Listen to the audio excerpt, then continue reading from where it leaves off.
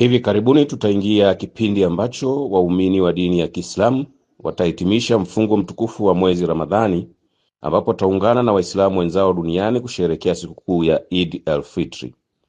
Jeshi la polisi linapenda kueleza kuwa hali ya usalama ni shwari na limejipanga vizuri na litaendelea kushirikiana na viongozi katika ngazi ya taifa, mikoa, wilaya na kata ili maeneo watakayopanga kufanyia sala ya Eid ikiwepo misikiti iendelee kuwa na amani, utulivu na usalama wakati wa kumuomba na kumshukuru Mwenyezi Mungu.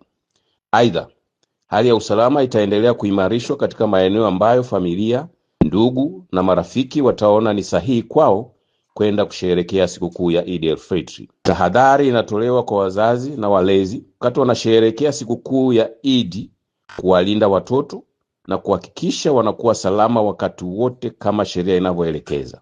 Waepuke kuwaruhusu kwenda kutembea peke yao bila kuwa na uangalizi wa mtu mzima na mwenye akili timamu. Kwa kufanya hivyo, kutawaepusha watoto na madhara kama kufanyiwa vitendo vya kikatili, ajali za barabarani, hatari kwenye fukwe na kupotea. Aidha, tusisahau kuhakikisha tunaacha ulinzi mzuri kwenye makazi yetu kama itatulazimu kutoka ili kuepuka wizi au madhara mengine.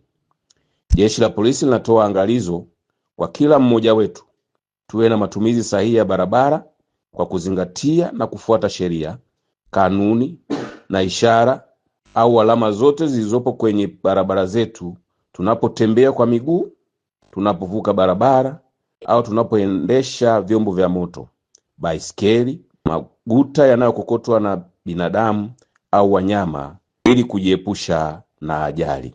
Kwa maendeleo ya sekta ya utalii na huduma za hoteli nchini, Parrot Hotel iliyopo Kaloleni katikati ya jiji la Arusha ni fahari ya Tanzania. Ina bwawa la kisasa la kuogelea na kupumzika kwa watu wa rika zote, mapokezi yenye ubora.